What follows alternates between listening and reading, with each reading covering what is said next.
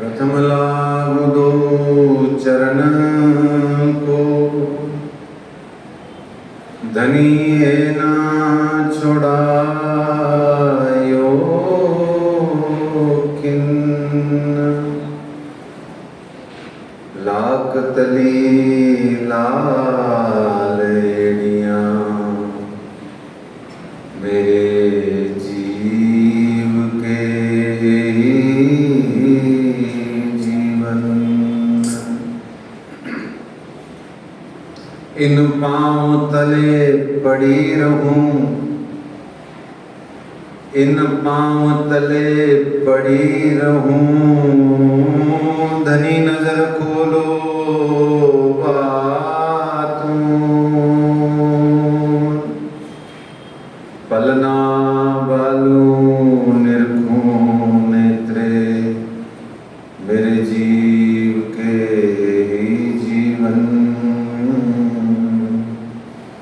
मेरे जीव के ही जीवन। कदमों लागू करूं सेजदा, पकड़ के दो पाए। हुक्म करत है मासूक, बीच आशिक के दिल आए। मासूक तुम्हारी अंगना, तुम अंगना के मासूक। ए हुक्मे इलम दृढ़ किया, अजूरू क्यों न हो टूक टूक। अजूरू क्यों न हो टूक टूक। वंदो सद्गुरु चरण को, करूं सुप्रेम प्रणाम। अशुभ हरण मंगल करण, श्री देवचंद्र जी नाम। श्री प्राणनाथ निज मूलपति, श्री महराज सुनाम। तेज कुंवर श्यामा जुगल को, पल पल करूं प्रणाम। पल पल करूं प्रणाम। बोलिए श्री प्राणनाथ प्यारे की जय। श्री कृष्ण कन्हैया लाल की जय। श्री निजानंद स्वामी की जय। श्री बैजूराज महारानी जी की जय। श्री महाराजा छत्रसाल की जय। महामती श्री लालदास जी महाराज की जय। बाबा दयाराम साहेब जी की जय। सतगुरु श्री रामरतन दास जी महाराज की जय। परमहंस श्री चरणदास जी महाराज की जय। परमहंस श्री हरिदास जी महाराज की जय। सतगुरु श्री जवाहरदास जी महाराज की जय। सर्व सुंदर साथ की जय। आइए उस दिव्य परम धाम में चलते हैं जो हमारा जागनी के ब्रह्मांड में मूल असल ठिकाना है।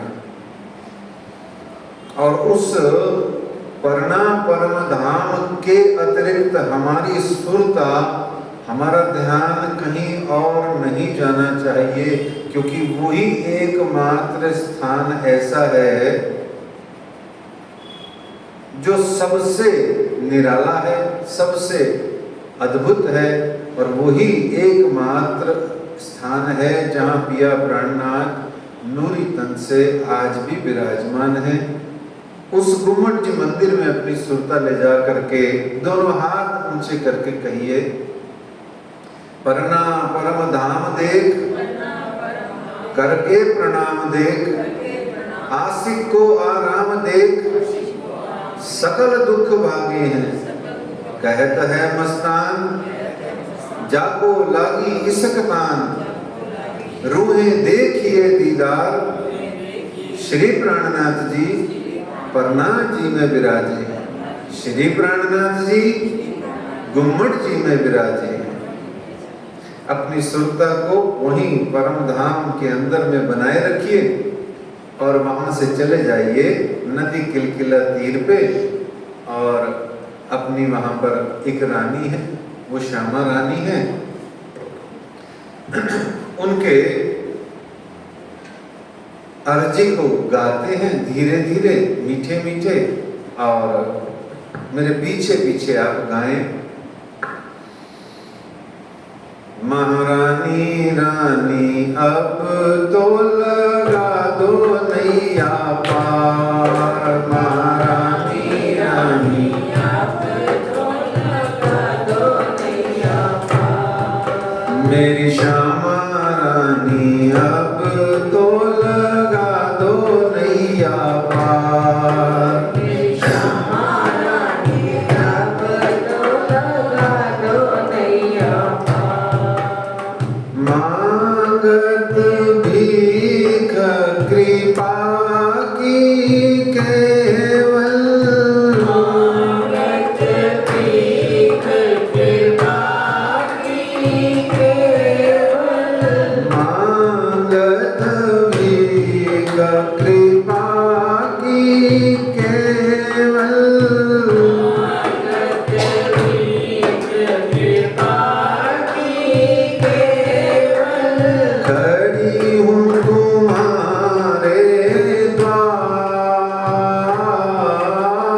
खड़ी हूँ तुम्हारे द्वार, महारानी रानी अब तो लगा दो नैया पार, मेरी श्यामा रानी अब तो लगा दो नैया पार। रस तन हसमुख सुनो बीनती, रस तन हसमुख सुनो बीनती, रस तन हसमुख सुनो बीनती, रस तन हसमुख सुनो बीनती, अपने निज दरबार, अपने निज दरबार, महारानी रानी अब तो लगा दो नैया पार, मेरी श्यामा रानी अब तो लगा दो नैया पार। कहूँ नाई कृपाल किसी से, कहूँ नाई कृपाल किसी से, कहूँ नाई कृपाल किसी से, कहूँ नाई कृपाल किसी से, दर्शन दयो एक बार, दर्शन दयो एक बार, महारानी रानी अब तो लगा दो नैया पार, मेरी श्यामा रानी अब तो लगा दो नैया पार।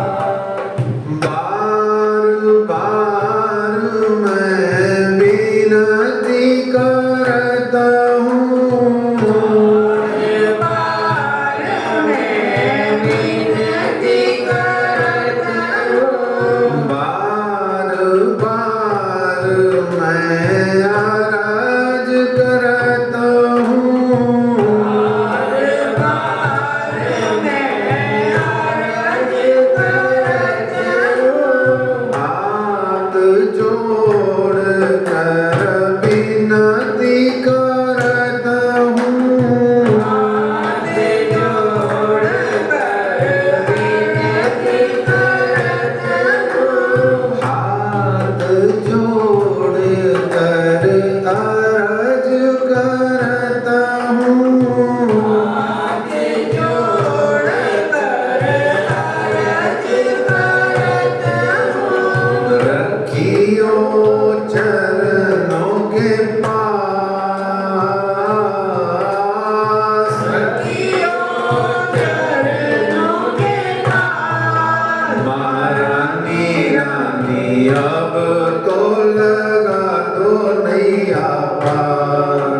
मेरी श्यामा रानी अब तो लगा दो नैया पार। मेरी राधे रानी अब तो लगा दो नैया पार। मेरी बाईजू रानी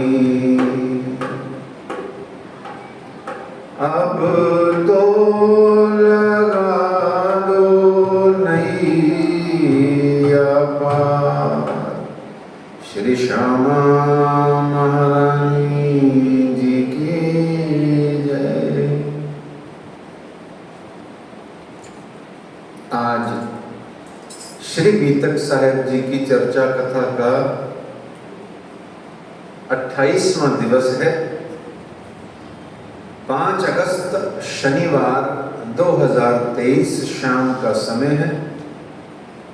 श्री श्यामा जी महारानी जी के चरणारविंद तले विराजमान होकर के इस श्री कृष्ण प्रणामी मंदिर जयपुर की पावन धरा पर हम आप सब महामती श्री लालदास जी महाराज जी के मुखारविंद से यह श्री बीतक साहेब जी की चर्चा कथा का श्रवण कर रहे हैं।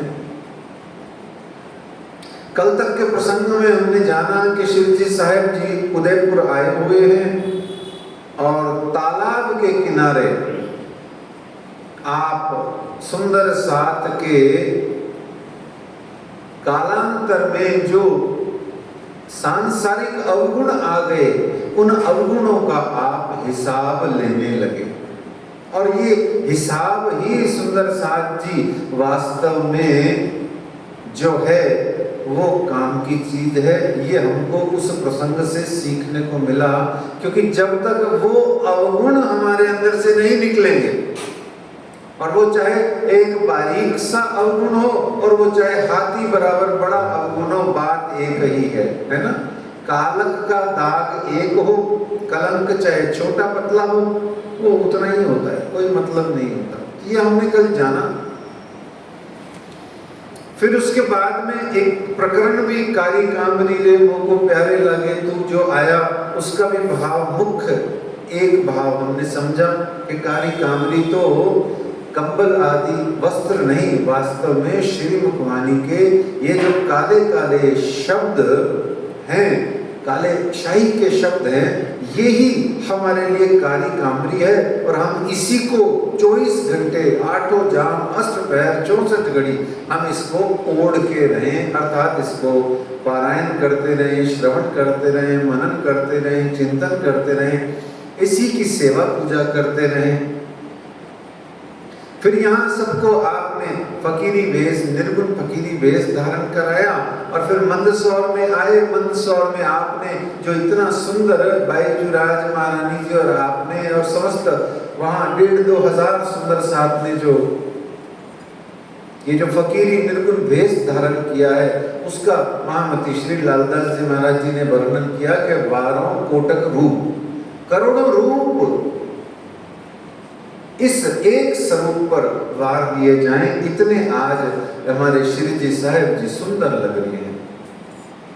वहीं पर हमने जाना कि टुकड़े प्रसंग हुआ। राज जी ने हमको टुकड़े टुकड़े मंगवाए। टुकड़े का अर्थ क्या होता है? टूका या टुकड़े का अर्थ क्या होता है? भिक्षा मंगवाई। क्यों मंगवाई? क्योंकि हमने जाना कि 2 ही प्रकार की तकलीफें इस मनुष्य के शरीर में होती हैं। ये टुकड़े भी लोग बाग बहुत अलग अलग तरीके से इसका वर्णन करते हैं, और कई कोई कैसे करता है, वो सब उनके भावनाओं को प्रणाम है। वो जो करते हैं वो वही जाने। टुकड़े मंगवा के राज्य महाराज को कोई वो नहीं हो रहा, अंदर से कोई कोल नहीं मच रहा, कोई अंदर से हवा नहीं निकल रही उनकी। ये बार बार ध्यान रखना। टुकड़े प्रसंग बहुत ही साधनात्मक प्रसंग है, और आपको धनी धाम जो एक रंचक मात्र भी दुख दे के राजी नहीं है, दुख न दे फूल पाखड़ी वाले राजी, वो आपको टुकड़े क्यों मंगवाएंगे? सोचो तो सही। फिर आप उसका वर्णन अलग अलग अजीब अजीब अपने लौकिक अपनी अल्प बुद्धि के भावों से करके फिर रोते भी हो, टुकड़े मंगवा दिए। अजय रोने की जरूरत नहीं है। रोने पिटने की जरूरत नहीं है। टुकड़े मंगवाए इसलिए क्योंकि, और निर्गुण फकीरी वेश पहनाया इसलिए क्योंकि आप लोगों की आसक्ति, वो आसक्ति जो आई हुई है वो चली जाए, आसक्ति आपकी निर्मूल हो जाए। किससे? संसार के दिखावा वस्त्र आभूषणों से एक, और दूसरा ये जो पेट में हमारे स्वाद लगा हुआ है, और तीसरा ये जो हम अकड़ते हैं स्वाभिमान के नाम पर, अभिमान मान स्वाभिमान के नाम पर, मैं मर जाऊंगा पर किसी से मांगूंगा नहीं, ये जो हमारा डायलॉग है ना एक अजीब सा संसारियों का, इससे भी मुक्ति उन्होंने दिलाई। टुकड़े प्रसंग का अर्थ होता है द्वार पर भिक्षा मंगवा के उन्होंने आपको निरअहकार कर दिया, और वस्त्र आभूषणों से और भोजन प्रसाद के स्वाद से आपको मुक्त कर दिया। अब देखो आपकी इंद्रियों में कौन सा अवगुण रह गया? इनके अलावा कुछ भी नहीं बचेगा। जब अहंकार ही नहीं बचा तो अहंकार जन्य अन्य अवगुण कैसे बचेंगे? काम, क्रोध, लोभ, मोह, वो सब तो अहंकार के ही जनक है, अहंकार द्वारा ही उत्पन्न होते हैं। जब अहंकार आदते दियो छुड़ाए तो फिर अहंकार नहीं है तो फिर कुछ भी नहीं है। अहम का ही भाव नहीं है तो काम कहां से आएगा, क्रोध कहां से आएगा, है ना? तो ये टुकड़े प्रसंग सर्वाधिक महत्वपूर्ण है। फिर बाई जी राज महारानी जी ने जो सेवा करी है उसका महामती लालदास जी ने गुणगान किया। यहाँ फिर समझ लो, कोई दाल पका के नहीं खिलाई आपको। 2000-2500 सुंदर साहब को एक अकेली मेरी प्यारी प्यारी सॉफ्ट सी, कोमल सी, निर्मल सी, छोटी सी, प्यारी सी हमारी भाई जी राज महारानी जी कहाँ वो इतना बड़े बड़े कड़ाहों में कड़छी चलाती रहेंगी? सोचो, एक सब संसार की हमने एक अजीब सी अपने जो हम घर में करते हैं, वो जो सोचते हैं वही उठा करके अक्षरातीत की लीला को भी जोड़ देते हैं। ये बड़े ध्यान से समझने की बातें हैं। अपने मस्तिष्क को व्यापक करना है तो लालदास जी ने हमें खूब सारी बातें कल बताई। थोड़ा कल टुकड़े का और इसका विस्तारा कम हुआ था, इसलिए अभी थोड़ा सा आपको बताया। आइए श्री लालदास जी महाराज जी की गुमटी में चलते हैं और उनको विनती करते हैं, आए पधारे, अपनी मति अनुसार हमारी मति में वो चर्चा कथा को प्रविष्ट कराएं, कृपा करें हम पर। हम उनको प्रार्थना करते हैं, श्री महामत कहें साथ जी, बया चर्चा का बखत, अब तुम सुनियो चित्त दे, लाल आगे आए बैठे तखत, लाल आगे आए बैठे तखत, महामती श्री लालदास जी महाराज की जय। श्री महामत कहें मोमिनो, ए मंदसौर की बीतक, आगे औरंगाबाद की बात बड़ी बुजुर्ग, बात बड़ी बुजुर्ग। आप मंदसौर की बीतक का वर्णन करने के पश्चात महामती श्री लालदास जी महाराज जी फरमाते हैं कि आगे औरंगाबाद, महाराष्ट्र में है औरंगाबाद, उसकी बीतक कही जाती है। और उसके लिए श्री जी साहब जी पर ईमान लाने वाले मोमिनों, आप अक्षरातीत श्री जी साहब जी पर ईमान लाने वाली ब्रह्म सृष्टियों मोमिनों की, सबकी 22, 23, 24 जो मुख्य वृत्तांत आते हैं जिनके, अभी हमारे पास समय नहीं है, नहीं तो हम उसको अभी ले लेते उसको।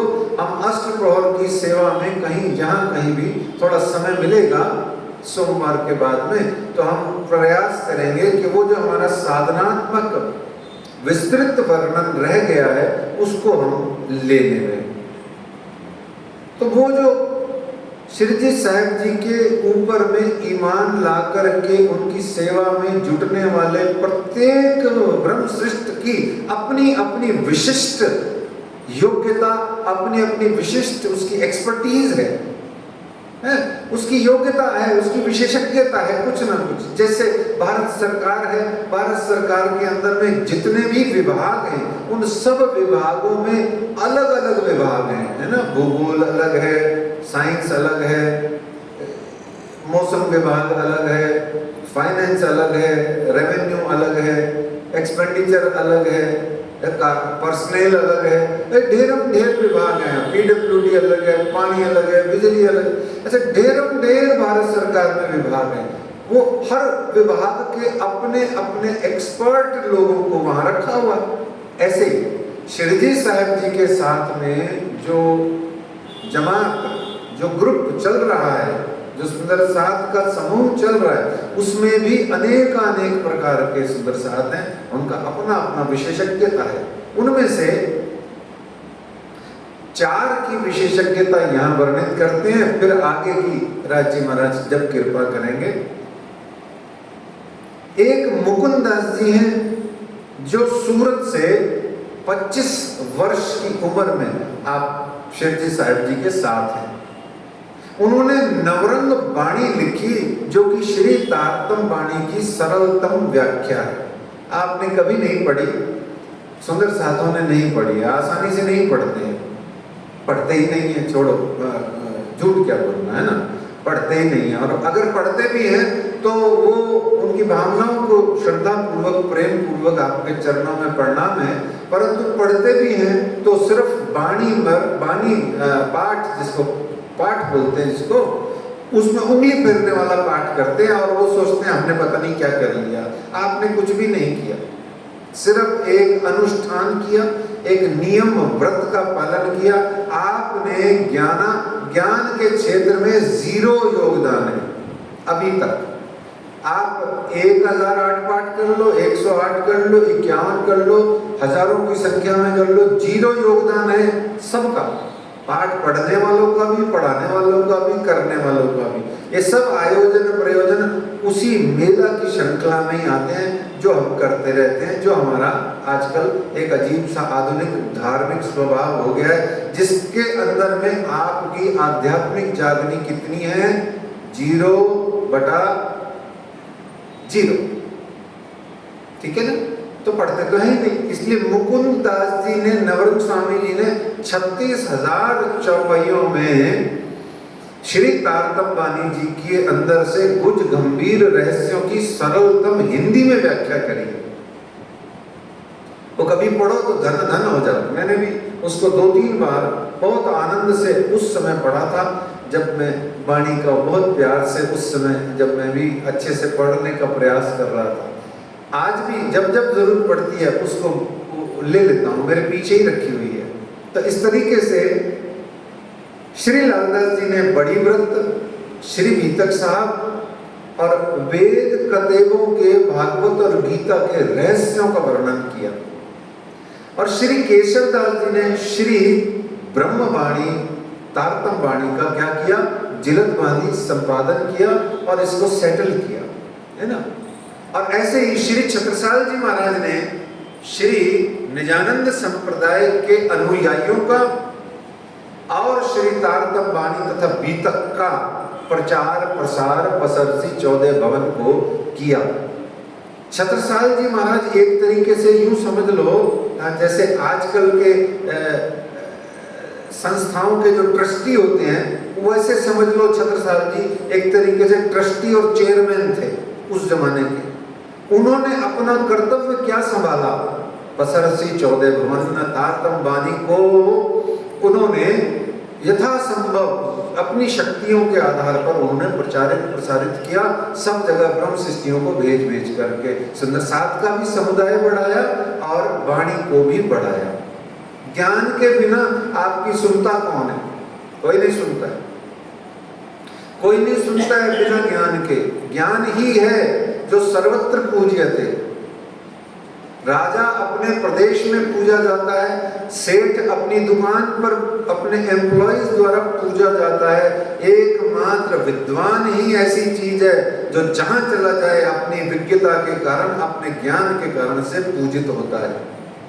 ये चारों मोमिन का नाम इसलिए लिया गया अभी यहाँ विशेष रूप से। इन चारों के अंदर में यदि कोई कॉमन फैक्टर है तो वो क्या है, बताओ क्या है? अच्छा, मैं थोड़ा सा माफी चाहते हुए बोलता हूं, जो हम में नहीं है वो इसमें कॉमन फैक्टर है, बताइए अब क्या है? हाँ जी, नहीं वो तो आप में बहुत है, माफ करना, ईमान भी आप में बहुत है। राज्य की आबाद मेरे जितने भी यहाँ सुन रहे हैं या बड़े मंदिर में सुन रहे हैं या पूरे भारत में कहीं भी तक सुन रहे हैं, सब में समर्पण और ईमान कुट के भरा हुआ है, कुट के। ऐसा ना कहें, ज्ञान की कमी है सुंदर साहब जी, ज्ञान की कमी है, बुद्धि की कमी नहीं है, पढ़ते नहीं है।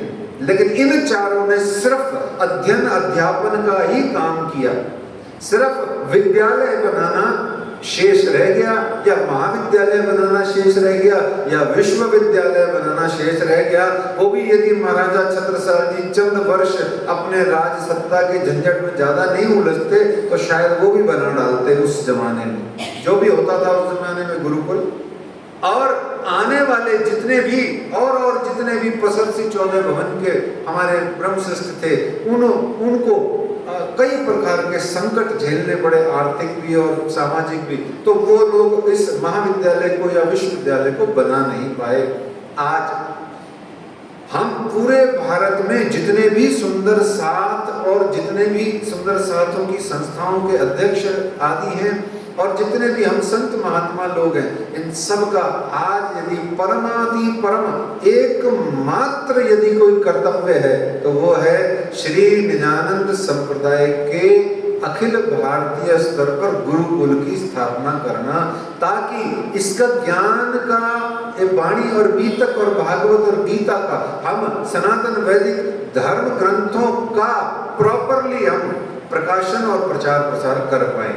और जब तक ये नहीं होगा, मैं सच्ची बोल रहा हूं, हम सब बूढ़े हो गए 50 60 70 साल के, पिछले वाले भी बूढ़े हो करके उनका कार्यक्रम पूरा हो गया शरीर का, हमारा भी कार्यक्रम पूरा हो जाएगा और आगे वालों का भी हो जाएगा। निजानंद संप्रदाय के अंदर में जो ये सर्वोच्चतम ज्ञान है, सर्वोच्च को सर्वोच्चतर नहीं होता पर प्रेशर देने के लिए सर्वोच्चतम जो ज्ञान है, वास्तव में सही बोलता हूं मैंने मानस को भी बहुत पढ़ाया, रामचरितमानस भी, गीता मेरा फेवरेट विषय है, भागवत जी को भी मैं बहुत पढ़ता हूँ, वेदों में मैंने प्रयास किया पर मेरी समझ नहीं आए, उपनिषद तो मैं पढ़ता ही रहता हूँ, अन्य भी न जाने कितने कितने साधु संत महात्माओं को न सिर्फ सुनता हूँ बल्कि स्वयं भी कथा करने जाता हूँ। और मैं यहाँ बैठ करके दावे से कह सकता हूँ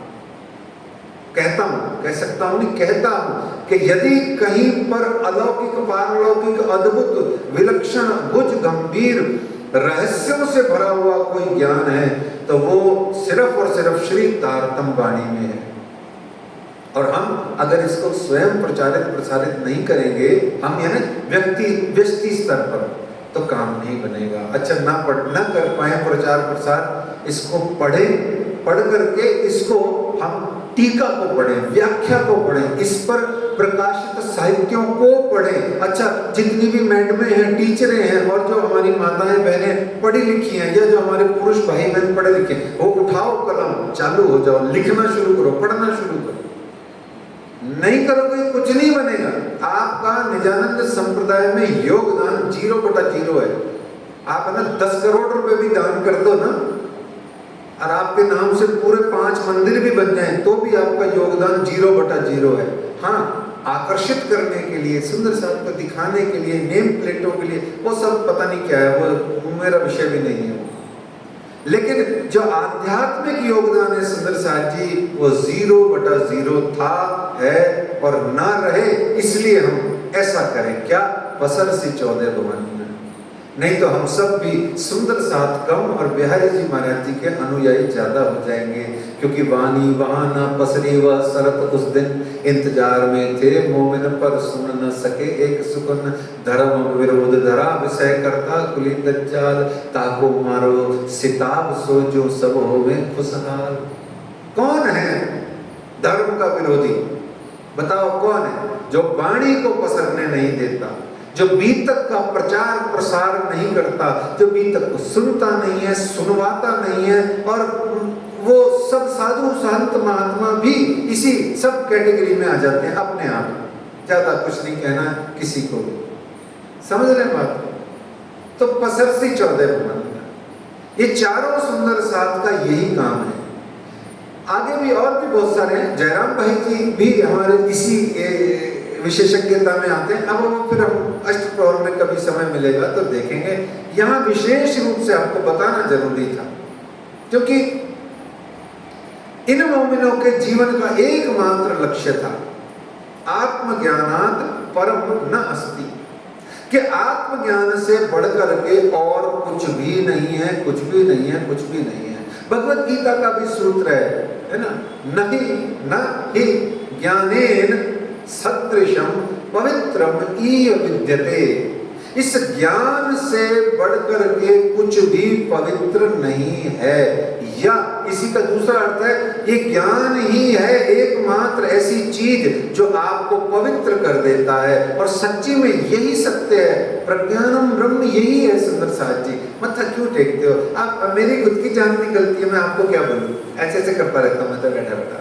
हाय राज जी, बिना मेहनत के अंदर चले जाओ ना, मैं बड़ा परेशान हूँ, उम्र निकलती जा रही है, अभी भी समझ में नहीं आ रहा है। मैं ऐसे ऐसे करता रहता हूँ। देखो क्यों? मुझे पता है मेरा यदि उद्धार, मेरा यदि मोक्ष, मेरा यदि प्रियतम प्राणनाथ से मिलन, मेरा रानी महारानी बैजूराज महारानी के चरणारविंद के दर्शन का जो एक संकल्प है, वो यदि कोई पूरा कर सकता है तो वो मेरी ये श्री तारतम वाणी है। मुझे पता है, और मैं अभी भी असमर्थ हूं। तो इसलिए प्यारे सुंदर साहब जी, ये ज्ञान ही है जो आपको लेकर के जाएगा।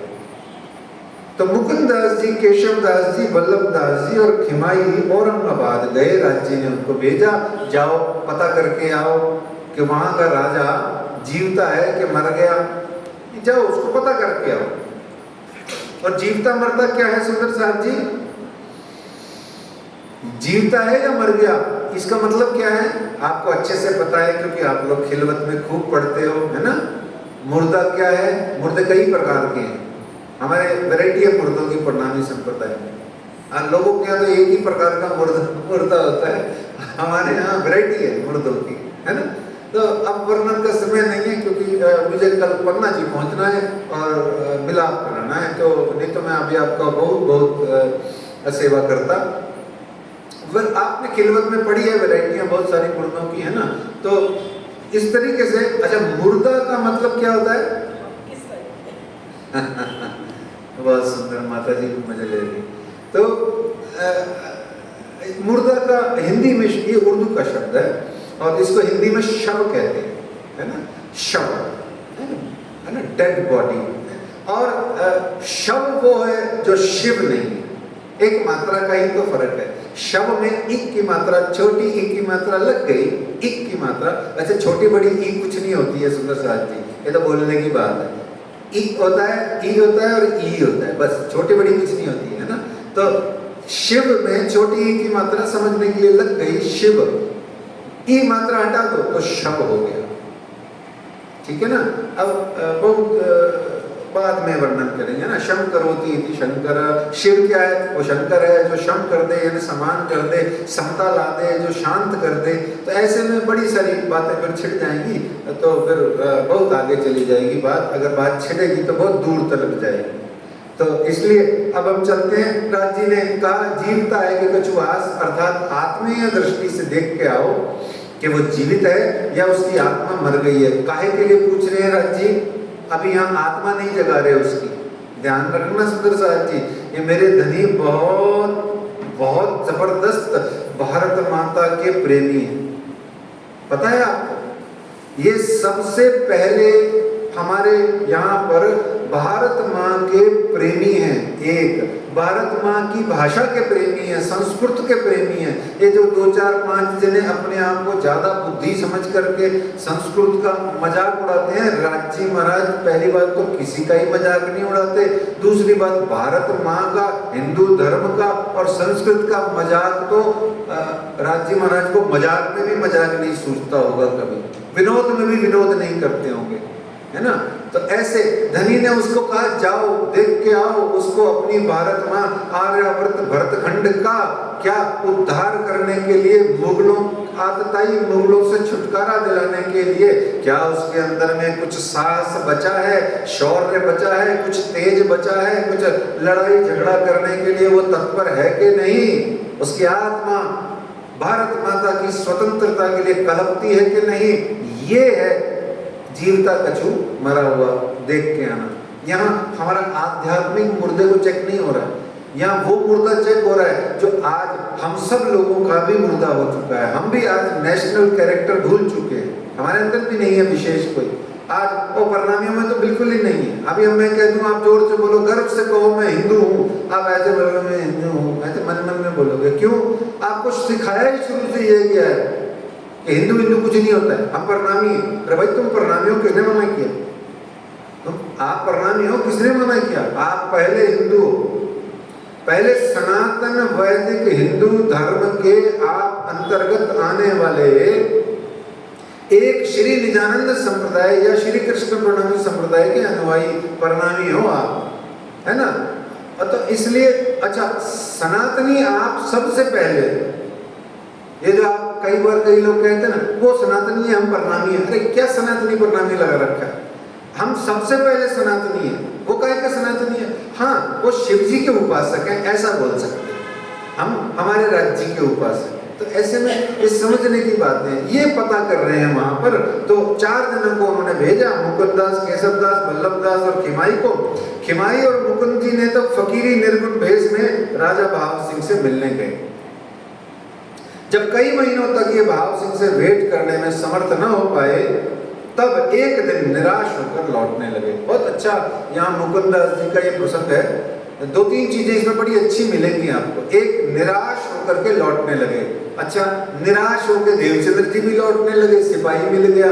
निराश होकर के श्री मिहिर राज भी लौटने लगे, एक आरब मिल गया।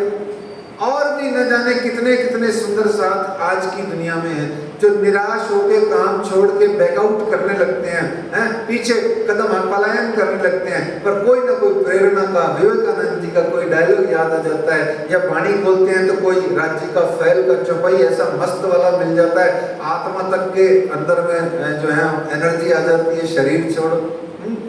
ऐसे होता है ना जीवन में, ये सबके होता है। तो किसी का कैसे होता है, किसी को मम्मी पापा कुछ अच्छा एनर्जाइज कर देते हैं, किसी को गुरु मिल जाता है। ऐसे ही मुकुंददास जी के अंतर मन में श्री प्राणनाथ जी का जयकारा लगाया और अंदर से भाव आया, no no no not at all, मैं बैकआउट नहीं करूंगा, मैं बैकआउट नहीं करूंगा, चाहे मुझे अपने प्राण ही क्यों ना देने पड़ जाए, चाहे मुझे कुछ भी क्यों ना करना पड़ जाए, मैं अपना पूरा प्राणपन से प्रयत्न करके इस राजा को, मेरे धनी का हुक्म आया है, जगा के ही छोड़ूंगा।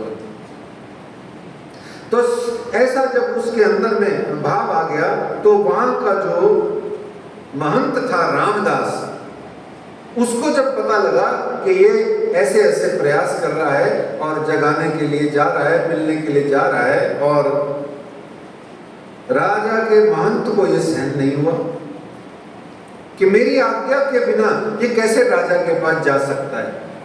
अच्छा, ये होता है, ये स्वभाव है, सबका ही है, संसार में सबका ही है। और मैंने अभी भी आपको 2-4 दिन पहले बताया था, साधक, साधु और संत। बीच में मैंने कहा था आपको एक वर्ड है, उसकी व्याख्या मैं नहीं करूंगा, है ना। ये देखो आ गया, अब आपको व्याख्या अपने आप हो गई। ये जो महंत नाम का चीज होता है ना, ये डंडा ही रखता है हाथ में और किसी और को घुसने नहीं देता। खुद घुसता है कि नहीं पता नहीं, किसी और को नहीं घुसने देता। ये वही हाल है ना, इसलिए अपन बोलते नहीं है क्या। तो सायंकाल मुकुंददास जी को जब आप बाजार में घूम रहे थे, तो लाठी लेकर के इतना पीटा कि पीटते पीटते वो शहर के बाहर जो बॉर्डर पे नाला था वहां तक धकेल के आया और कहा कि दोबारा दिखाई दिए मुकुंदास तो और पीटूंगा। इतनी मार खाने पर भी मुकुंदास जी ने क्या बोला, मुंह से क्या बोला, बताइए क्या बोला? श्री प्राणनाथ प्यारे की जय, धाम के धनी की जय। तू क्या सोचता है रामदास, तेरे 2, 5, 10, 20, 50 डंडों से जिसके पास में अद्वैत का डंडा है मैं उसका साथ छोड़ दूंगा? ना, कभी नहीं। मुकुंदास जी वापस आए, चिंतन मनन किया, नया रास्ता निकाला और उन्होंने क्या किया, भिक्षा आदि मांग हुआ करके रेशमी वस्त्र खरीद कुराद करके देवी मां के मंदिर में जाके छिप गए। अंदर पहले से छिप गए। उनको पता था शाम को 5:30 बजे दोपहर के उठापन के बाद में ये राजा दर्शन पाने को आता है और जैसे ही राजा आएगा मैं वैसे ही अपना काम कर लूंगा। तो ऐसे भाव सिंह हाड़ा नाम के जो राजा हैं वो दर्शन को आए और जैसे ही आए तो देवी मां के मंदिर में छिपे हुए मुकुंदास जी ने 2 थैलियां, 2 पोटलियां, उस जमाने पोटली याद है ना आपको, आज भी जिसमें अब आजकल फैशन हो गया बादाम डाल के देते हैं, जिसमें पोतली है जो रस्सी से खींच के आजकल शादी के बाद में बादाम जाते हैं उसमें, है ना, वो जो भी देते हो आप लोग। तो वो पोतलियां जो है वो 2 पोटलियां बनाई और राजा भाव सिंह हाड़ा के हाथ में दे दी। और 2 पोटलियां क्या है सुंदर साथ जी, एक में प्रसाद है, एक में प्रश्न है। क्या है? एक में प्रसाद है और एक में प्रश्न है, ठीक है ना। प्रश्न पूछो, समझो, बूझो, जानो, प्रसाद मिल बांट करके खाओ, प्रसन्न रहो। एक भक्ति की थैली दे दी, एक ज्ञान की दे दी। यही गुरु का काम है। जाने हो, अनजाने हो, छिपके हो, डायरेक्ट हो, कैसे भी हो, गुरु यही 2 थैली देता है। तीसरी थैली जो देता है उसके लिए जयकारा लगाओ, प्राणनाथ प्यारे की जय। वो क्या करता है हमें नहीं पता, है ना। अच्छा, एक और चीज है बड़ी प्यारी, गुरु अगर चाहता है कुछ किसी भी चीज को, या शिष्यों की फौजी चाहता है तो वो गुरु नहीं है, वो शिष्य दास है। गुरु रुपया पैसा चाहता है तो वो धन दास है। गुरु वो जो सदा सर्वदा सर्वतंत्र स्वतंत्र होता है। गुरु का मतलब बड़ा होता है, वैसे गुरु का शाब्दिक अर्थ होता है बड़ा, भारी, बड़ा। और गुरु शब्द अपने आप में तब धन्य होता है जब गुरु चाहना शून्य होता है अथवा सिर्फ देना जानता है। दोनों को देता क्या है? भक्ति और ज्ञान, 2 ही चीज देता। कर्म तो आपको करना पड़ेगा, शरणागति भी आपको लेनी पड़ेगी। गुरु सिर्फ भक्ति और ज्ञान दे सकता है, जो दे दिया मुकुंदास जी ने। और जैसे ही मुकुंदास जी ने घर जाकर के दोनों थैली खोली तो पूछी हकीकत श्रीराज की, बुलाया उनको और पूछा हकीकत श्रीराज की। सुनिए अब आप ध्यान से चपाई, पूरी बीतक में एक ही बार ये नाम शब्द आया है। कहते हैं पूछी हकीकत श्रीराज की, कहाँ है स्वामी श्री कृष्णदास। देखो पूरी बीतक में एक बार आया, पूछी हकीकत राज की, कहाँ है स्वामी कृष्णदास। तुमको क्यों कर भेजिया, कहो अपने दिल की आस। बताओ तुम्हें क्यों भेजा मेरे पास। वहीं पर रामदास बैठा था जो ईर्ष्या से जल भुन उठा और उसने कहा द्वेष भाव से, अरे छोड़ो साहब, छोड़ो भाव सिंह जी महाराज जी, इनको छोड़ो राजा महोदय, ये तो पता नहीं कौन लोग हैं, 2 कृष्ण की बात करते हैं। क्या करते हैं? 2 कृष्ण की बात करते हैं। उसको तो पता ही नहीं, हम तो 3 कृष्ण की बात करते हैं, है ना। कृष्ण कृष्ण सबको ही कहे पर भेद न जाने, नाम एक है सही पर लीला 3 विध होए। तो वहीं पर वो जो राजा था उसने जान लिया महंत की जुबान से, ईर्ष्यालु व्यक्ति जब बोलेगा, जो निर्मल हृदय होगा वो उसको त्याग देगा। ये एक सेटिंग है अपने आप। आप जिंदगी में भी देखते हो, जहां कहीं आपको ईर्ष्या या निंदा या टोंट मारने वाला दिखेगा, आप अगर सच्चे इंसान हो तो आप वहां से हट जाओगे। चाहे वो आप पर ही टोंट मार रहा हो, आप वहां से चले जाओगे। और नहीं तो ताड़ तो जाओगे, यार इसका काम ही यही है कि जब देखो यही करता रहता है, या टोटा ही मारता रहता है, उल्टा ही बोलता रहता है, ईर्ष्या ही करता रहता है, द्वेष में ही फंसा रहता है। आपको 1 मिनट में पता लग जाता है ना, क्योंकि ये आंख है, बोलती है। ऐसे ही राजा ने 1 सेकंड में भांप लिया क्या कि ये मेरा महंत रामदास जो है ये ईर्ष्या से जल भुन रहा है। वो तुरंत समझा और उसको कह दिया, जाओ तुम्हें नौकरी से निकाला जाता है, तुम चले जाओ। पर मुकुंददास जी कौन है? सुंदरसार जी कौन है? मुकुंददास जी ब्रह्मसृष्टि। और ब्रह्मसृष्टि की रीत क्या है? चौपाई बता सकते हो? याद आ रही है इस समय कोई चौपाई? ब्रह्मसृष्टि की क्या है रीत, बताओ। ब्रह्मसृष्टि ऐसे समय में क्या चौपाई बोल करके अनुपालना करेगी? जो कोई देत कसाला तुमको तुम सरत सुरत अंग। आप देख लेना, ब्रह्मसृष्टि की यही रीत है। तुझ पर लाख कसाला भेजे, कोई कष्ट भेजे, तुझे कोई दुख दे, तू पलट करके उसे आशीर्वाद दे। ब्रह्मसृष्टि की ये रीत है, ध्यान रखना सुंदरसार जी। इसलिए बार बार याद रखना और दोबारा याद रखना। तुझे कोई कहे तू माफी मांग तो तेरा काम करूंगा, तू 1 नहीं 50 जनों से 50 बार माफी मांग, क्योंकि हमको पता है हारे से होए जीत। अहंकारी तो वैसे ही मरना है एक दिन, प्रारब्ध मार रहा है उसको, तभी तो अहंकारी अकड़ू है वो, है ना। और यदि अकड़ू वो प्रारब्ध से पीड़ित पहले से नहीं है और मैं ही ऊपर से ब्रह्मसृष्टि की साधना पे चलने वाला, यदि उससे भी लड़ने लग जाऊं तो फिर मैं काहे का ब्रह्मसृष्टि या कोई बढ़िया इंसान महात्मा, है ना। समझते ना बात? ये राज्य की वाणी से मिलता है आनंद। हारे से होए जीत। जब कोई देत कसाला तुमको, तुम्हारे भली बुरी इन जिंदगी की सब भूल भाल जाओ, दुख सुख से न डरो। तो राज्य वाणी में जो कह रहे हैं वो हमको जीवन सुंदर जीने के लिए कह रहे हैं, है ना। बढ़िया बढ़िया जीवन जियो, अच्छे अच्छे जीवन जियो और हंसते खेलते नाचते चलो, आनंद में बुला रहे हैं मेरे कसम। तो ऐसे में मुकुंददास जी तो ब्रह्मसृष्टि।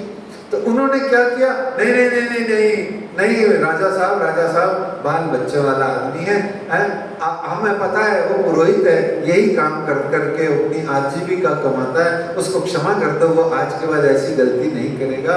राजा ने उसको माफ किया, नौकरी पे वापस रख लिया। देखो बताओ, आप करोगे क्या ऐसा? कभी आपके घर में जो चोरी कर ले उसको वापस नौकरी रखोगे? नहीं रखोगे।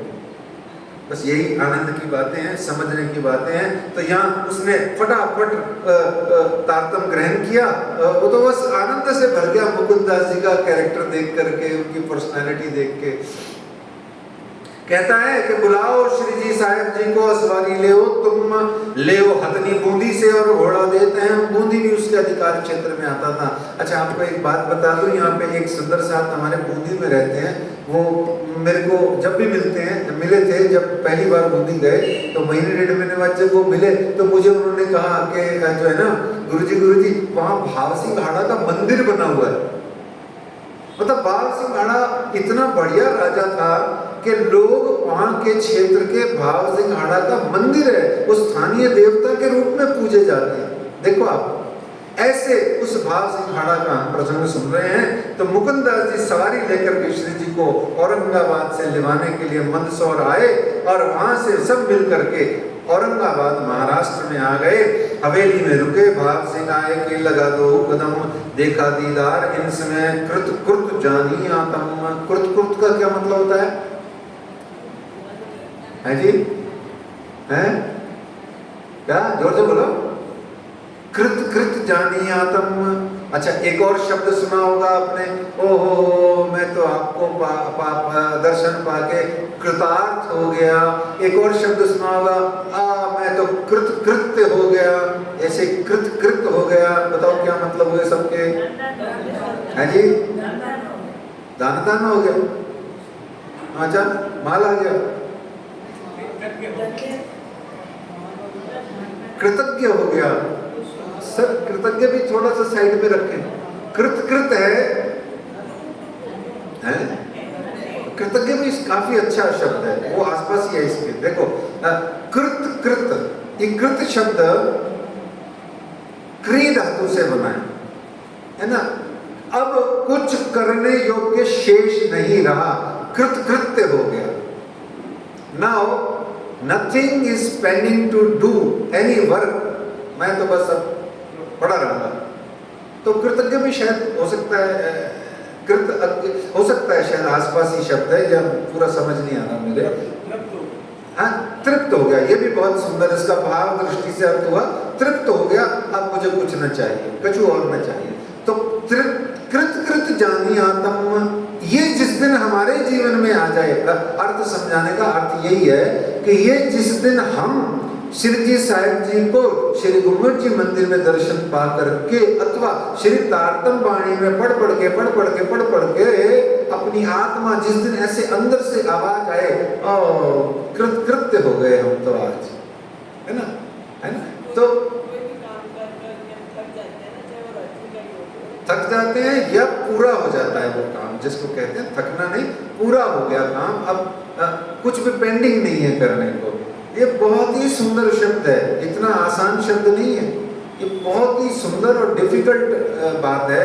कहते हैं बाल सिंह आए लगा दो कदम, देखा दीदार इन समय कृत जानी आत्म, लगा सेवा करने उच्चव रसोई जब, दई जगह हवेली अपनी भई सेवा इनकी तब, सुन नरसैया के शब्द कीर्तन तित हुआ मगन, नरसैया के कीर्तन सुन के मगन हो गया। ऐसी लागी लगन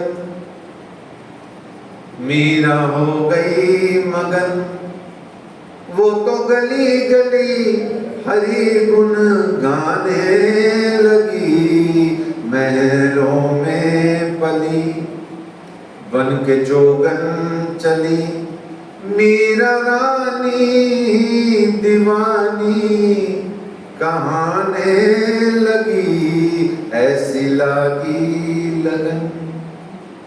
मगन हो गया, मगन हो गया, और रस मगन वही सो क्या गाए, क्या करेगा वो जिसकी रस मगन जो हो गया, वो क्या गाएगा?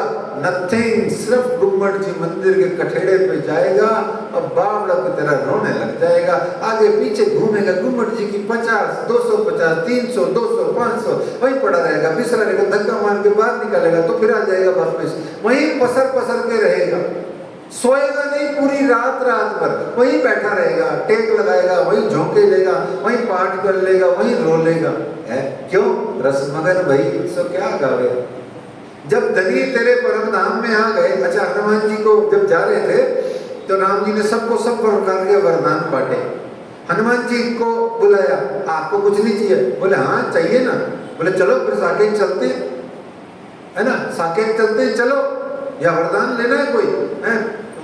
नहीं, मैं साकेत चल लूंगा, मुझे कोई दिक्कत नहीं है, सब जा रहे हैं मैं भी चल लूंगा, लेकिन राम जी एक बात बता दो। बोले क्या? ये जो श्री राम कथा है ये साकेत में होती है ना, कि उसका टाइम क्या है? सुबह 9 से 12 और 3 से 6 होती है ना, पक्का है ना, रोज होती है। राम जी हंसने लग गए, राम जी हंसने लग गए। बोले यार नहीं हनुमान जी, वहां तो मैं खुद होता हूँ, तो वहां कथा का क्या काम है? तो हनुमान जी ने राम जी तक को कह दिया हाथ जोड़ के, अच्छा जहाँ कथा नहीं है आपकी प्रभु वहां मेरा भी क्या काम? जहां राम कथा नहीं है वह हनुमान का भी क्या काम? तो जब इस बात से समझने की चीज है कि जब रसमगन हो गई, अब गुम्बद जी में पहुंच गए, राज्य के पास पहुंच गए, तो अब कथा की जरूरत नहीं है। तो राम जी कह रहे साकेत में कथा की जरूरत नहीं है। हाँ, तुम साकेत के बाहर जाओ तो तुम्हें राम कथा की जरूरत है, क्योंकि वहां राम कथा के रूप में उपलब्ध है। ऐसे ही हमारे यहाँ अभी हम गुम्बद जी में नहीं है ना, तो हमें गुम्बद जी के मालिक श्री जी साहिब जी की चर्चा कथा की जरूरत है, उनकी वाणी की जरूरत है। और जब हम गुम्बद जी में चले जाएंगे, सिर्फ गुम्बद जी में, तो हमें चर्चा कथा की जरूरत नहीं है। हमें किन की जरूरत है? एक धाम हृदय में लेके, और किसी की जरूरत नहीं है। तो ऐसे में वो मगन हो गया और तिन अपने महल सुन नरसैया के शब्द कीर्तन तित हुआ मगन, आप लगा नाचने ज्यों करवो मिन्न, और तिन अपने महल अंदर पधरावत श्री राज। अपने घर के अंदर में, महल के अंदर में आपने ले जाके पधराया। रास लीला के किरंतन राजी हुए इनका आज। क्या कर रहा है वहां जाके? हम भी ऐसा ही करते हैं। हमारे लिए कोई, हमारे जो कोई भी गुरुजन आते हैं तो हम क्या करते हैं? अपने महल के अंदर ले जा करके अच्छा सा आसन देके खूब अच्छी सी जगह पे पधराते हैं, उनकी पधरावनी करते हैं। ऐसे ही उसने करी राजा के हिसाब से। भार सिंह हाड़ा एक निर्मल आत्मा थे, श्री जी पर पूरा ईमान लाए और सेवा करते रहे, और औरंगजेब से युद्ध करने को आप तत्पर हो गए, तैयार हो गए।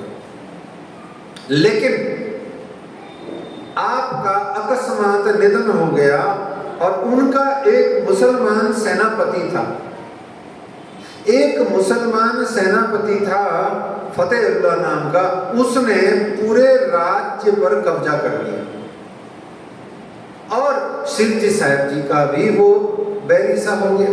तो फिर इसलिए ये धर्म युद्ध आगे ना बढ़ सका, और यहाँ से शिरजी साहब जी ने आगे आकोट की बीतक का आगे का विस्तारा हुआ।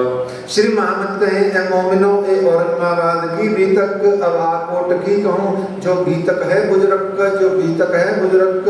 और भाव सिंह हाड़ा का अर्थ समझ लो, फिर आगे बढ़ जाते हैं, फिर आगे चलते हैं। कौन सी बीतक है? आकोट का एक बहुत सुंदर प्रसंग है। दो है वैसे तो, पर हम एक प्रसंग का विस्तार और एक को जरा सा संक्षेप में लेते हुए आगे बढ़ेंगे। भाव सिंह हाड़ा जो व्यक्ति हैं, श्री भाव सिंह हाड़ा जी जो व्यक्ति हैं, इनका अर्थ क्या है, साधनात्मक अर्थ क्या है, इनसे क्या शिक्षा मिलेगी, क्या प्रेरणा मिलेगी, मैं क्या सीखूं इस भाव सिंह हाड़ा की कहानी से? मुझे बताओ तो सही, है ना? मैं क्या सीखूं इससे? बताओ, बोलता हूं, बताओ। भाव सिंह हाड़ा से क्या सीखना है? पता है क्या सीखना है?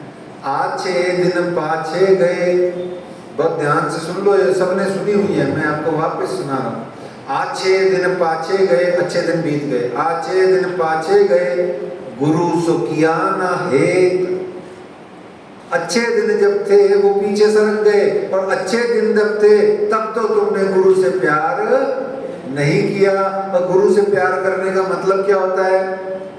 गुरु के आगे पीछे मत घूमो, गुरु के शरीर का कुछ भी नहीं करना है आपको, वो अपने आप कर लेगा जो उसको करना है, उसको सब आता है करना। आपको क्या जरूरत है?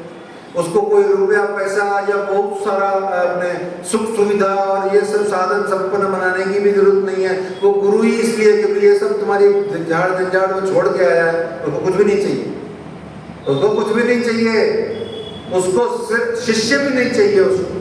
उसको क्या चाहिए? शिष्य में जो शिष्यत्व की भावना है, वो जो जिज्ञासा उसके अंदर है, उसको तो वो चाहिए। तो कहते हैं आछे दिन पाछे गए, गुरु सो किया ना हेत, और अब पछताए क्या होत जब चिड़िया चुग गई खेत। भाव सिंह हाड़ा का मतलब ये है।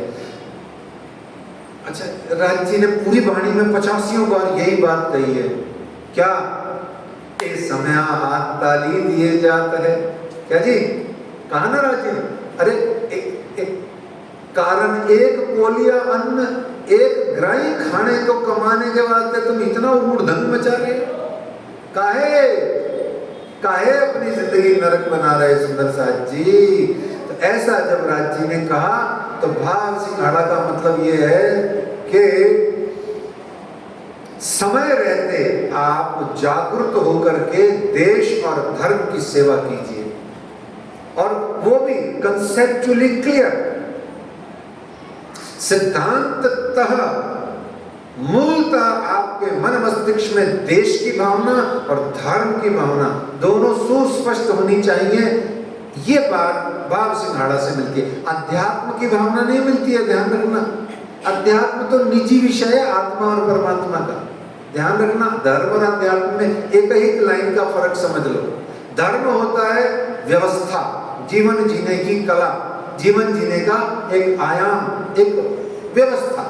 धर्म का सिंपल अर्थ है अभी यहाँ व्यवस्था, एक सेटलमेंट, एक नियम, एक कोड ऑफ कंडक्ट, है ना, जिसको हम हिंदू लोग मनुस्मृति या भगवत गीता बोलते हैं, है ना, जिसको हम मनुस्मृति या भगवत गीता बोलते हैं। ऐसे ही मुसलमान लोग जिसको शरीयत बोलते हैं, और भारत देश को क्या बोलते हैं? संविधान बोलते हैं। ये धर्म है।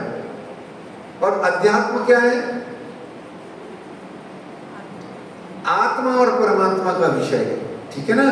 तो यहाँ भाव सिंघाड़ा से हमें जो शिक्षा मिलती है वो ये कि समय रहते देश और धर्म पर हमें अपना कर्तव्य, अपना धर्म पहचान करके उसकी अनुपालना तत्काल प्रभाव से करनी चाहिए। नहीं तो आगू गया मौत का दिन, है ना।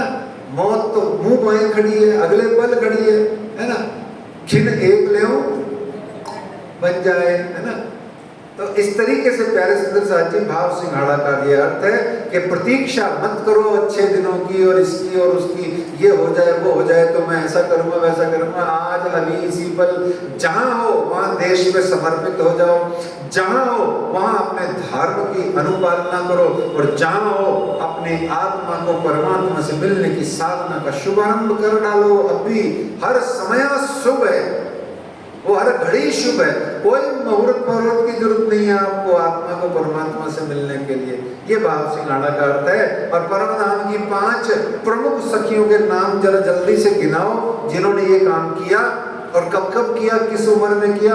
वो आपकी शुद्ध प्रेरणा, आपकी इंस्पिरेशन के लिए, या प्योर पायस इंस्पिरेशन के लिए ये 5 सखियों की मैं आपसे निवेदन करूंगा। पहले तो नाम बताओ और फिर उन नाम के साथ साथ उनकी जागृति की और उन्होंने कब से पिया प्राणनाथ जी को डायरेक्ट समर्पित होकर अपना जीवन प्रारंभ कर दिया। और हम अपना हिसाब लगा लें कि 50 के हैं कि 40 के हैं कि 60 के हैं और हमने क्या किया हुआ है। अपना हिसाब लगाओ। मैं गिनाऊंगा नहीं, क्योंकि मैं गिनाऊंगा तो मेरा ध्यान भी ऐसी नेगेटिव चीजों में चला जाएगा जो हमें करनी नहीं है ना, सोचनी भी नहीं है। आओ जल्दी से 5 सखियों के नाम बताओ। कितनी सखियां हैं टोटल भाई? परम धाम से कितनी सखियां आई हैं? कितनी आई हैं? डोरो थोड़ा ऊंचा बोलो। हैं 12,000 सखियां आई है ना, 12,000। उनमें से 5 ऐसी प्रमुख सखियां हैं जिन्होंने जागरी के प्रमाण में बढ़ चढ़ करके लीला करी। चलो पहली सखी जल्दी बोलो, पहली सखी बोलो। सीरियल मत बिगाड़ो, इतिहास मत बिगाड़ो। हाँ बहुत सुंदर, सुंदर, बहुत सुंदर, सुंदर भाई, है ना। फिर दूसरी और तीसरी है, तीसरी है, अरे बोलो भाई। ये माया अमल, हाँ बहुत सुंदर। मैंने हिंट दे रहा था ये माया अमल उतारे मोहम्मद। अमलावती। चौथी बताओ बताओ बताओ। आज भाई। 5वीं बहुत सुंदर, पासा कुंडल। ऐसे तो बहुत सारी सखियां हैं बीच में, है ना। आप ये मत सोचना ये, लेकिन जब विद्वान लोग कुछ अपना शोध बनाते हैं, ग्रंथ विश्लेषण आदि करते हैं, उसमें ये 5 सखियों का विशिष्ट योगदान निजानंद संप्रदाय के इतिहास में आता है। जो मैं नहीं बोल रहा, सारे ही ऐसे बोलते हैं। आप कोई और भी जोड़ोगे तो आपका स्वागत है, और कोई गलत नहीं है ना। तो अब सुंदर भाई कब जगी बताओ, कब लगी कब जगी? जल्दी जल्दी बताओ, मेरे को कोर्ट में 2-2 प्रश्न करने। सुंदर भाई सखी देवचंद्र महाराज जी, निजानंद स्वामी, मेरी श्यामा जी के अवतार साक्षात स्वरूप, 5 स्वरूप ईश्वर वल्ला निजानंद स्वामी, ये कब जगा? सुंदर भाई आत्म कब जगी? हाँ नहीं सॉरी गलत बोल, कब लगी? जगी नहीं, लगी।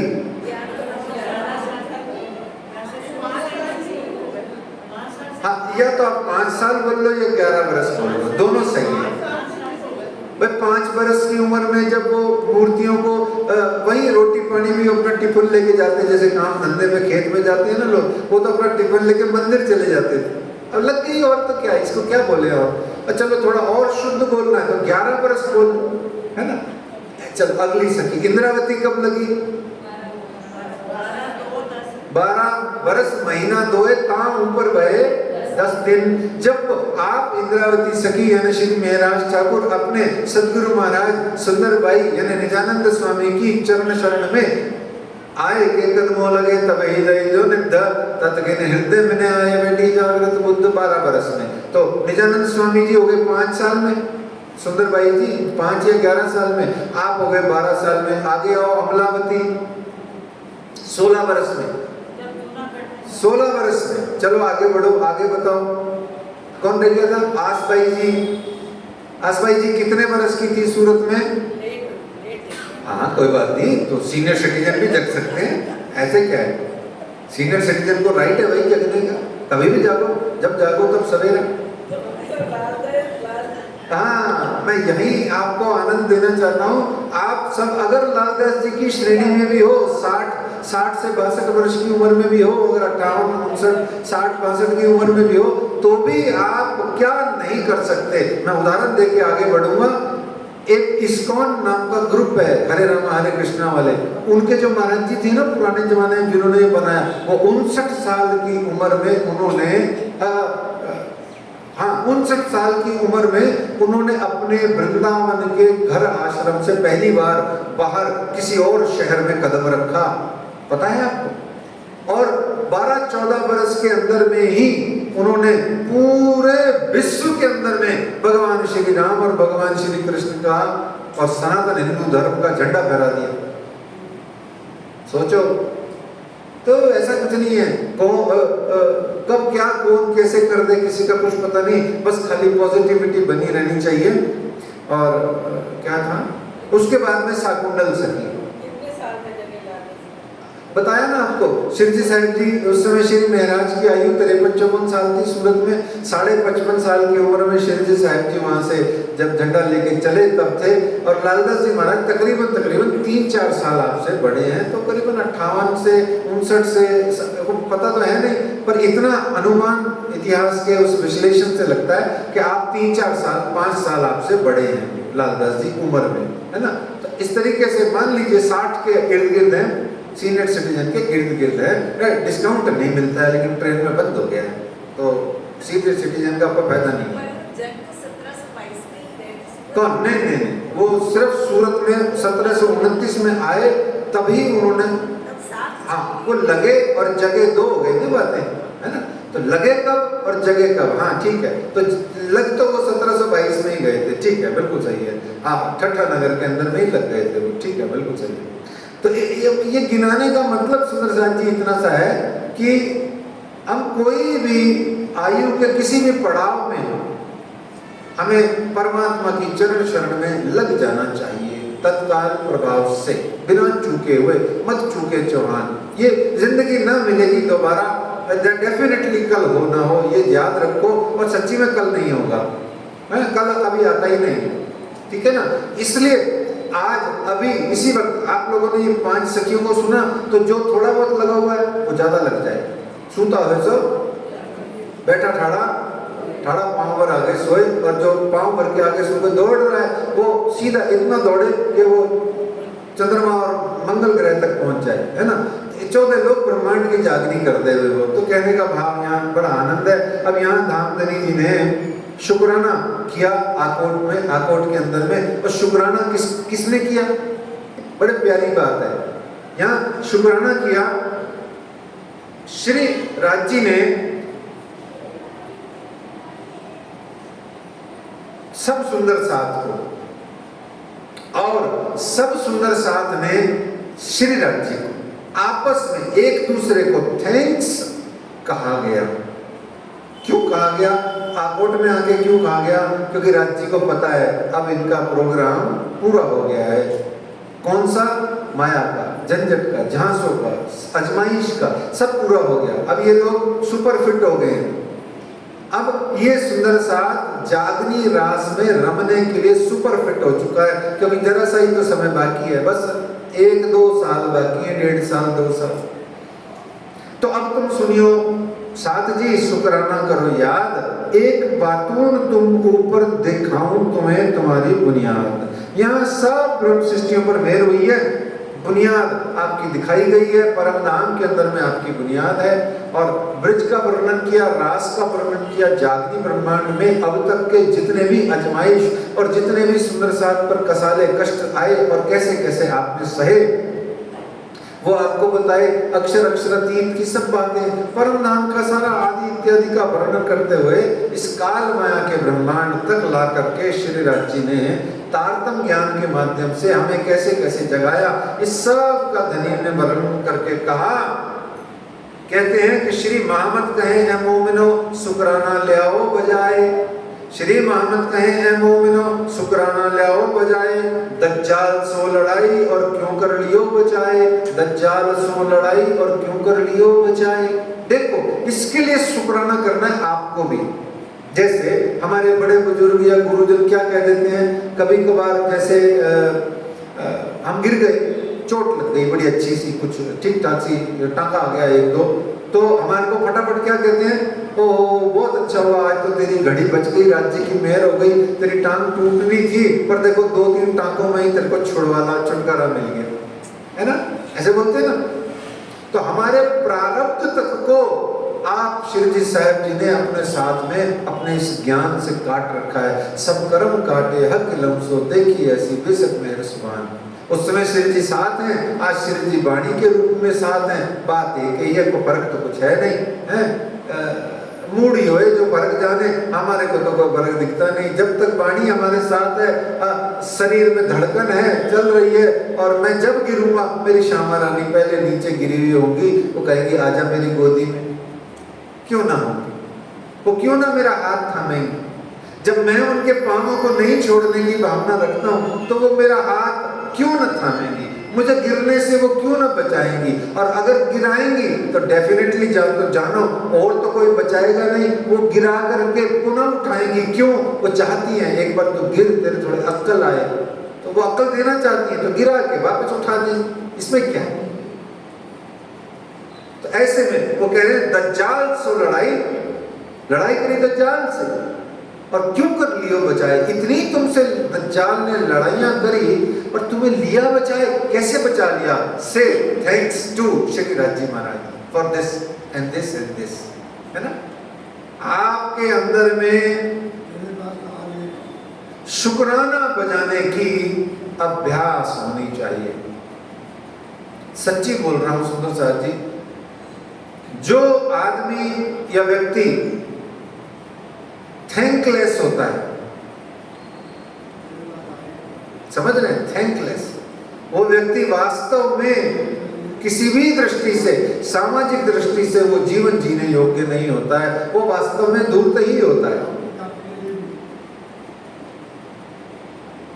तो इस तरीके से थैंकफुलनेस हमारे जीवन में आए, हम शुक्राना बजाएं, घड़ी घड़ी धनी का शुक्राना अदा करें, राज्य को धन्यवाद कहें, धन्यवाद कहें, धन्यवाद कहें। ये भावना हमारे हृदय में आए, इसलिए धनी ने ऐसा हमारे साथ किया। आइए सुंदर साहब जी, अब आगे हम चलते हैं आकोट के भीतर। बुढ़ानपुर से आकोट कहाँ रहे महीने 4, खबर लई सब साथ की करने लगे विचार। बुढ़ानपुर से आकोट आए और आकोट में 4 माह रहे, और यहाँ पर सबकी कुशल क्षेम पाई, और इस तरीके से सब साथ यहाँ पहुंचे, एकत्र हुआ, जागने का विचार हुआ, आगे क्या किया जाए। तो आकोट के चौधरी ताको वही पहचान, जो लौकिक गुरु मानिए इतना था ईमान। बार 2-4 अपने घर बुलाए करी मनवार, और उगाए भलीभांत सो कर आचार विचार। 7 सबों बुलाए के प्रसाद लेवे को, 7 राज के संग बैठाए कबीले को। अब जो लौकिक दृष्टि से भी श्री राज जी को साधु संत महात्मा के रूप में भी लाके पधराता है, उसको भी दान धनी अक्षरातीत अपना प्यार देते हैं, अपना आशीर्वाद देते हैं। संसार में ऐसे बहुत से लोग हैं, जरूरी नहीं है कि आपको ब्रह्मशिष्ट को ब्रह्मशिष्ट समझ के ही पधरामनी होए, आपको बुरा मानने की जरूरत ही नहीं है, आपको मतलब किसी को भी। क्यों?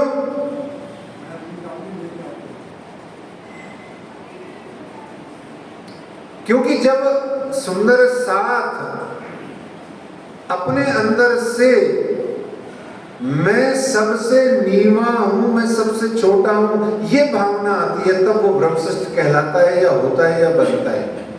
और जो कोई अपने आप को बड़ा समझता है, वो श्री जी साहब जी से बड़ा तो कोई है नहीं।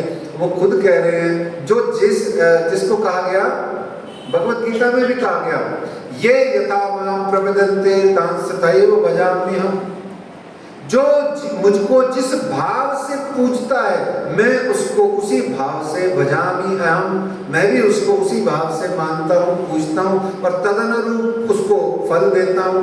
ब्रह्मशिष्टि यदि शिव जी को पूजे, माने, उनकी सेवा पूजा करे ब्रह्मशिष्ट भाव से, अग्ना भाव से, तो उसको वैसा फल मिलेगा, ईश्वरीय सृष्टि को वैसा मिलेगा और जीव को वैसा मिलेगा और असुरों को भी मिलेगा।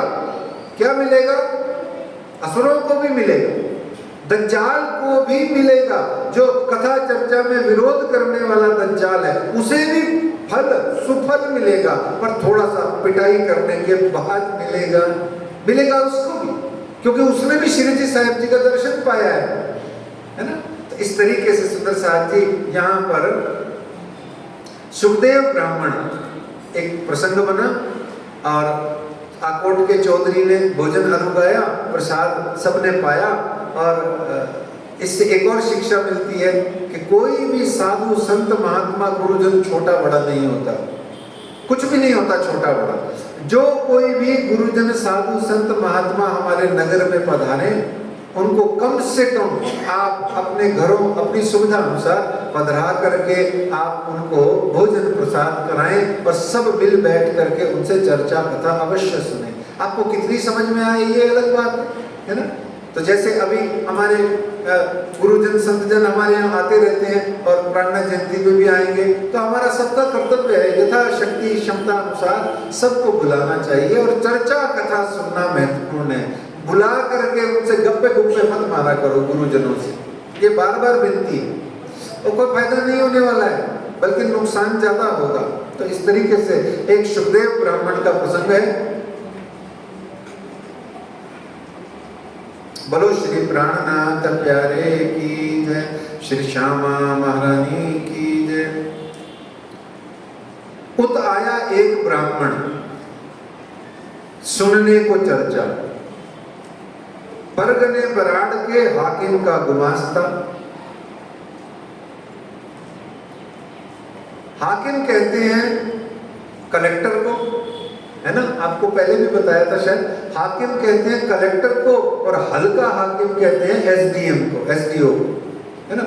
हल्का यानी क्षेत्र, हल्का हल्का यानी लाइट नहीं, हल्का यानी एरिया।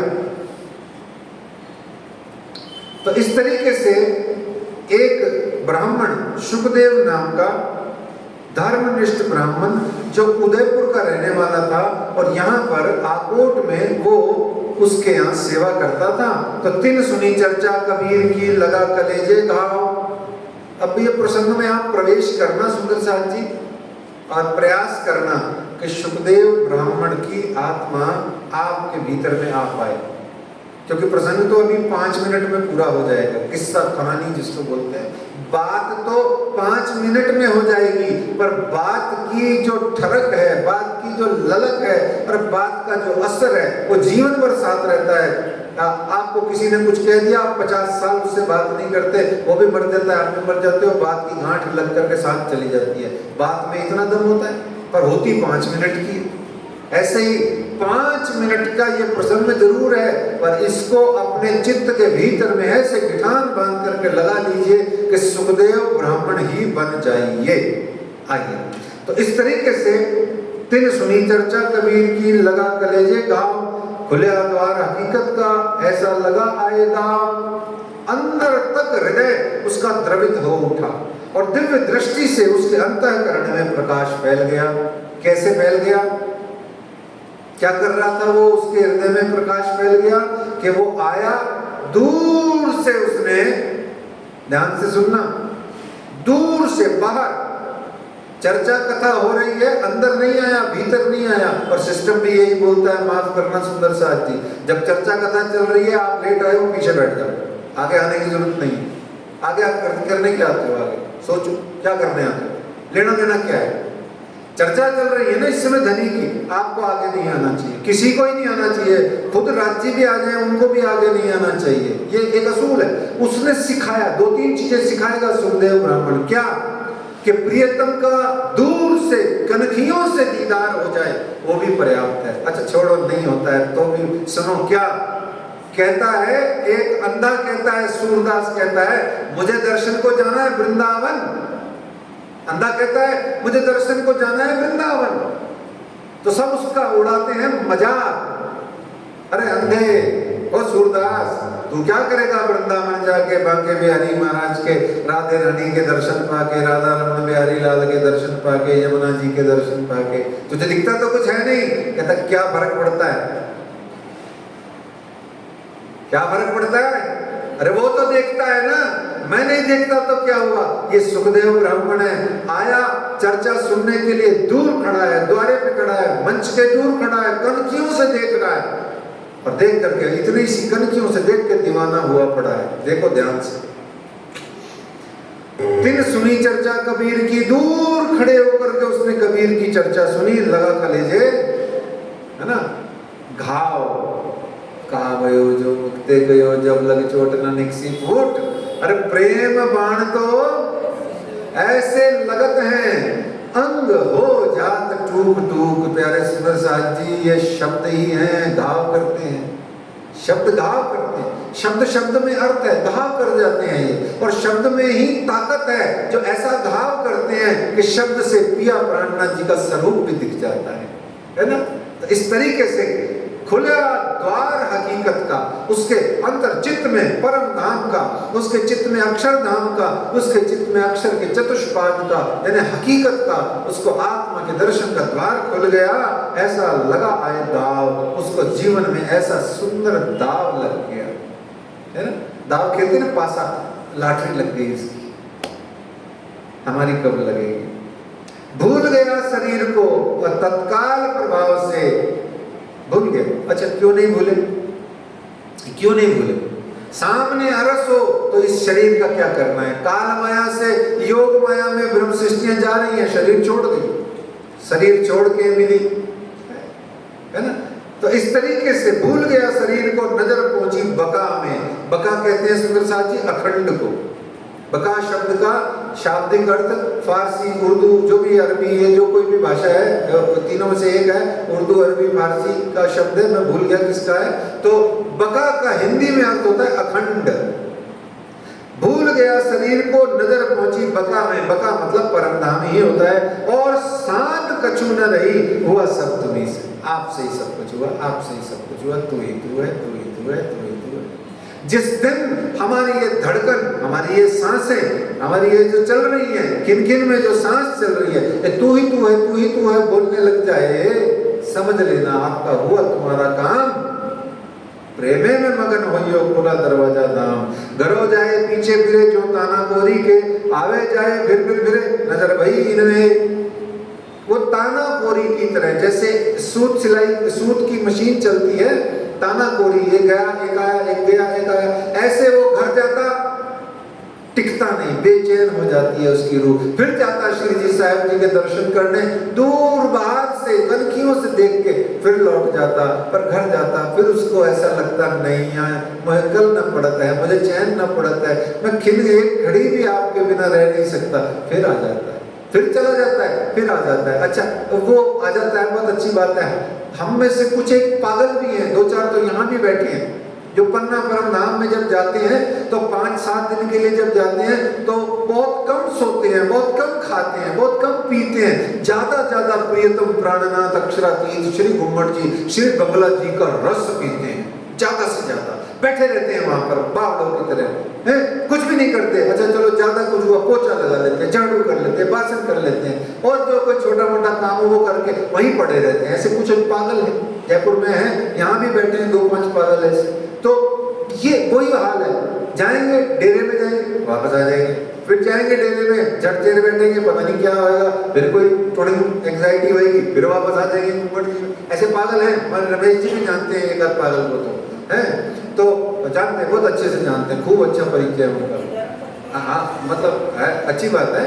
तो ऐसे ही वो सुखदेव ब्राह्मण जाए वापस आ जाए, जाए वापस आ जाए। कोई और देखे तो डॉक्टर के पास ले जाएगा सीधा, भाई इसको तो एंजाइना हो गया, प्रॉब्लम है इसको, तो एंजाइटी का पेशेंट है ये, तो एक और टिक ही नहीं रहा एक जगह, इसको कोई न्यूरोलॉजिकल प्रॉब्लम है। और सच्ची में होती है, ये जितने दीवाने हैं, जितने भी पागल हैं, जितने भी गेले हैं राज्य के नाम के, वो सबके सब ऐसे न्यूरोलॉजिकल पेशेंट ही हैं भैया। बोलो प्राणनाथ प्यारे की जय। तो घर में जाए पीछे फिरे, जो ताना कोरी के आवे जाए पीछे फिरे, आवे जाए फिर फिरे, नजर भई इन्हें बार बार दर्शनों के भी नैना होए ना त्रिपत, फिर स्वरूप जो निरखिए, नैना होए ना त्रिपत। अच्छा त्रिपत हो जाए तो ऐसे नैनों की क्या जरूरत है? राज्य ने नैन दिए ही इसलिए हैं, त्रिपत नहीं होंगे। दर्शन करो अच्छा लगेगा, जितनी देर देखते रहोगे अच्छा लगेगा। जैसे ही त्रिपत होगे आंख बंद करो फिर आंख में प्यास चली जाएगी। ये चीज ही ऐसी है। तो इस तरीके से वो तू ही तू है, हुआ सब तुम्ही से, हुआ सब तुम्ही से। एक बार एक बार की बात है, हनुमान जी ने भगवान श्री राम से कहा, हनुमान जी ने भगवान श्री राम से कहा, प्रभु दीनबंधु दीनानाथ मैं आपसे दूर होता हूँ, रोते हुए कहा। हनुमान जी सबसे बड़े भक्त हैं। सीखना हो सेवा भक्ति सीखनी हो तो श्री हनुमान जी से आप उनके कैरेक्टर से सीखो, पढ़ो, जरूर पढ़ो हनुमान जी को और अपने राज्य में उसको लगाओ, सीखो इस बात को। वो कहते हैं मैं जब आपसे दूर होता हूँ तो मैं समझता, बहुत ध्यान से सुनना, कहते हैं कि मैं जब आपसे दूर होता हूं तो मैं खुद को मैं समझता हूं, और जब मैं आपके पास होता हूं तो मैं आपके अंदर में अपने आप को पाता हूं, मैं होता ही नहीं हूं। दोबारा सुनना, जब मैं आपसे दूर होता हूं तो मैं ऐसा लगता है कि जैसे मैं हूं, और जब मैं आपके पास होता हूं तो मुझे ऐसा लगता है मैं हूं ही नहीं, आप ही आप हो। बस बात वही हो। तो इस तरीके से जब लग मैं न समझी तब लग थी मैं, जब लग मैं न समझी तब लग थी मैं, और समझे थे मैं उड़ गई। सब कुछ हुआ तुमसे, सब कुछ हुआ तुमसे, सब कुछ हुआ तुमसे। हमारे माताएं बहनें कई बार ज्यादा पढ़ी लिखी नहीं होती हैं, जो वो भी वो जीवन के अनुभव से क्या कहती हैं, राज्य दा हुक्म है, राज्य दा हुक्म है, जो हुक्म है, जो मेरे धनी जी दा हुक्म है। ये सब वही है, सब कुछ हुआ तुम्ही से, करत करावत सब तुम, है ना, अव्वल आकर सब तुम। देखो राज्य की चौपाई क्या कहती है, अव्वल आकर सब तुम। अव्वल यानी स्टार्टिंग, आकर यानी एंड, अव्वल आकर सब तुम, बीच में भी तुम। क्या कहती है चौपाई, अव्वल आकर सब तुम, बीच में भी तुम। मैं खेली क्यों खिलाई इन खसम के हुक्म। अरे मैं तो हूं क्या, मैं तो कुछ भी नहीं हूं, मैं निमित्त मात्र भी नहीं हूं। तिनके की औकात क्या है, सोचो भला, तिनके की औकात क्या है। हवा है जो उड़ाती फिराती रहती है, उसको कहीं भी ले जाती है उसको, है ना।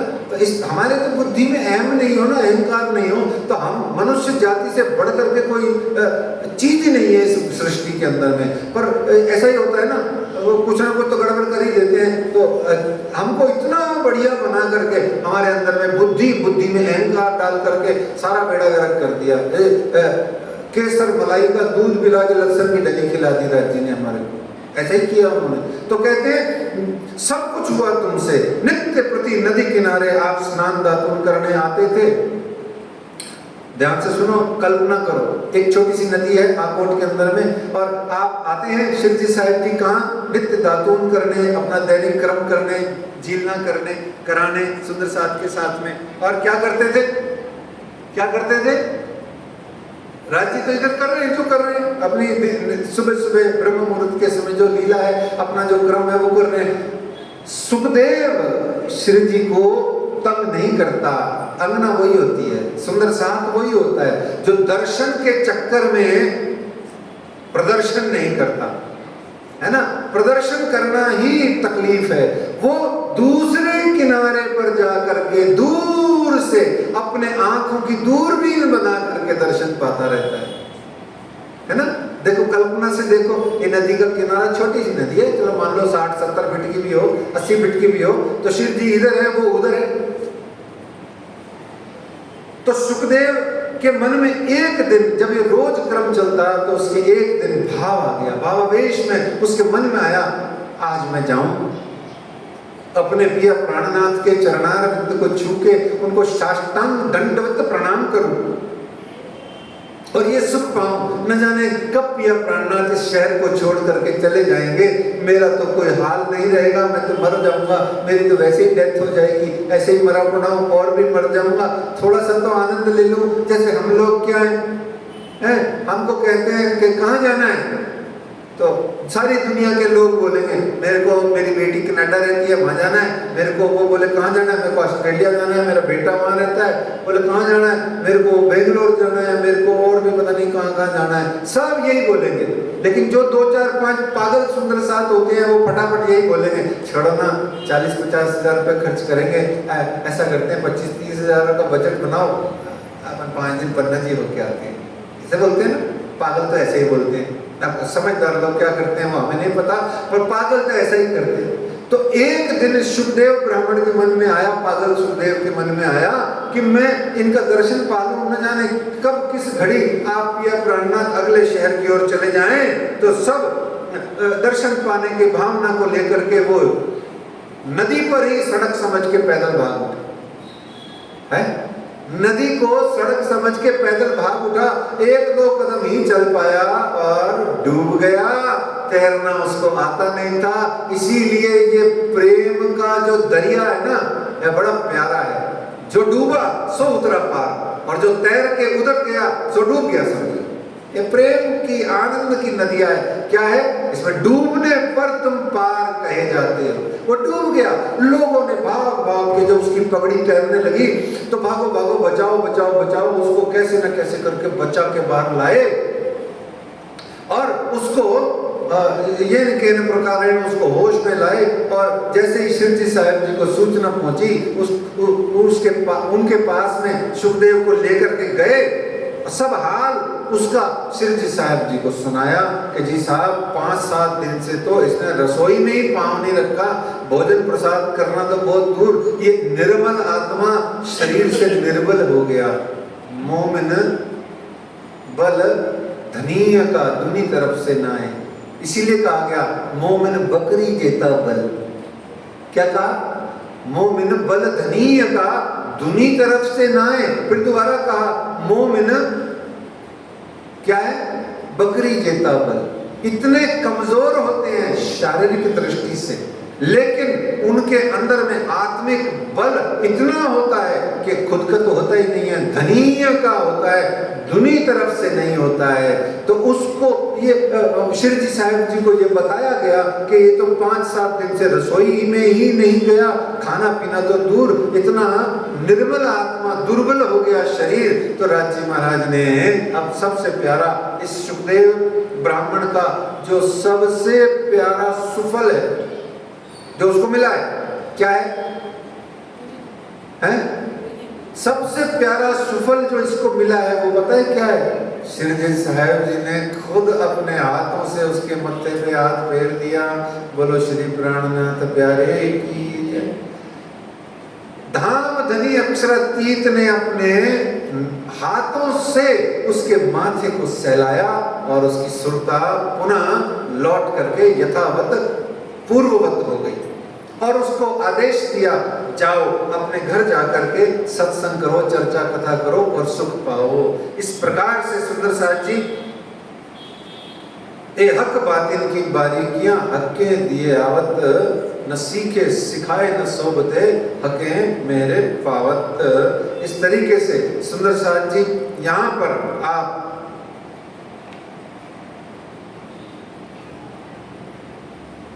बहुत सारा समय, चलिए ठीक है, आप कोर्ट में विश्राम करते हैं और कल बाकी ले लेंगे, पन्ना जी पहुंचना है, ठीक है।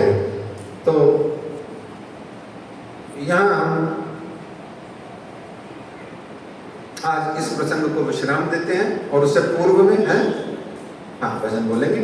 चौपाई पहले बोले, पहले भजन बोलेंगे, भजन बोलेंगे पहले चौपाई बोल लेते हैं। तो अब चौपाई भी कहाँ से बोलेंगे?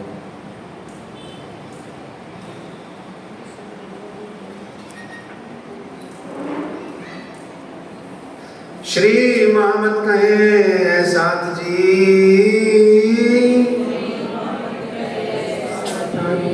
एक गड़े की बीतक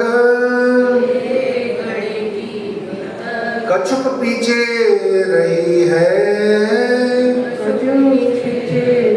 सो कहूं कम आकर, सो कहूं कम आकर। बोलो श्री प्राणनाथ प्यारे धाम के श्री श्यामा महारानी जी की, श्री कृष्ण कन्हैया लाल की, भाव सिंह हाड़ा की, और कौन थे आज? सुखदेव ब्राह्मण की। आप सबके हृदयों में सुखदेव ब्राह्मण आ जाए और आप धनी धाम का तू ही तू हुआ है उसी तुमसे ऐसा सुख पा सको, इसलिए सर्व सुंदर साथ की जय।